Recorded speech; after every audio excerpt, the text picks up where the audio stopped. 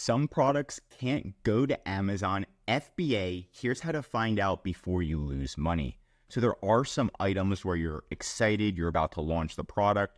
You find a great item that's making $35,000 a month. You launch the product and then realize, Amazon won't let you send the product into FBA. So you can't ship it into Amazon. You have to either hire a company or you do the shipping yourself. And this is an example of an item, and these are wooden safety matches. You are not allowed to ship these into Amazon FBA. So another one is this electric dirt bike right here. Again, making $500,000 a month, you might get really excited. Let's get this. Let's ship it from China directly into Amazon. Doesn't work like that. Unfortunately, there are certain products that Amazon just does not allow. You can see the shipper and the seller are not FBA. So you need to figure out what are examples of dangerous goods that Amazon does not allow, right? They're also called Hazmat. There are different programs Amazon has that lets you send in Hazmat items, or if you provide a safety data sheet, they may let you send in different items. But here's some example of items that are not allowed, right? Engine and tire care, oils and fluid. It's very vague. So that's the thing with Amazon. Baby grooming and skincare, nail polish, songbooks. It depends on the item. So a lot of these may need a hazmat. And then after Amazon reviews the hazmat, they may decide, okay, you're not allowed to send these in at all. So you want to keep these in mind. If it has batteries, right, or if it's explosive, there's also a dangerous good identification guide, right, on different items that have lithium batteries, flammables,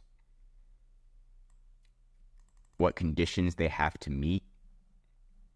There is an FBA dangerous goods program right here that allows participating sellers to sell additional types of dangerous goods to join the US waitlist. So there is a waitlist, and we did get approved for this for one of our clients, but it was a very small amount. So they'll only let you send in like 10 square feet. When usually on Amazon, they let you send in 100 to 1,000 square feet. So only 10 square feet is extremely limited. And then they can shut you off at any time. They take a lot longer to check in the products. What cannot be sold through FBA: toxic gas, explosive substances, substances dangerous when wet, radioactive material, infectious substances, and then there's all these other specifications. So what the best thing to do is you can make a dummy listing, right? So you make a listing, it's not your actual listing, but you're pretending to sell it. You create another listing, it's your dummy listing, and you're pretending to send it into Amazon. So you're putting all the keywords in. Let's say you were selling a dirt bike. You would put all of the keywords in as if you were selling this practically the exact same item.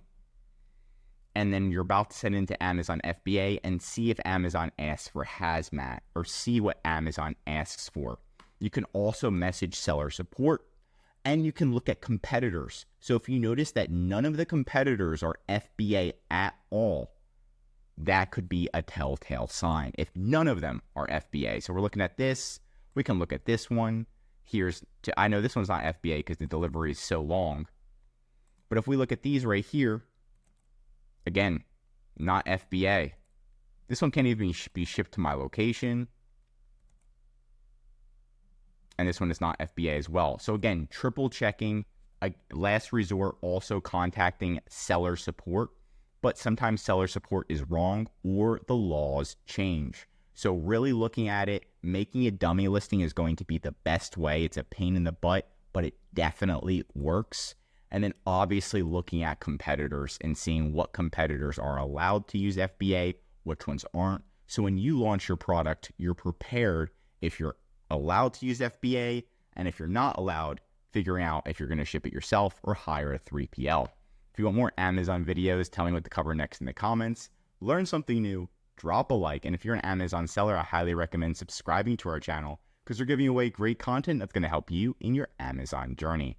And of course, if you need any help with increasing sales, anything mentioned in this video or just helps selling on Amazon, contact EHP Consulting Group. The link's right in the description to contact us or schedule a call. And one of our most popular services is our full Amazon account management service, where we'll fully manage your inventory, calling Amazon, making sure all of your products are approved, and of course, increasing your sales. I'm Josh Hackett, CEO of EHP Consulting Group, and I'm signing out.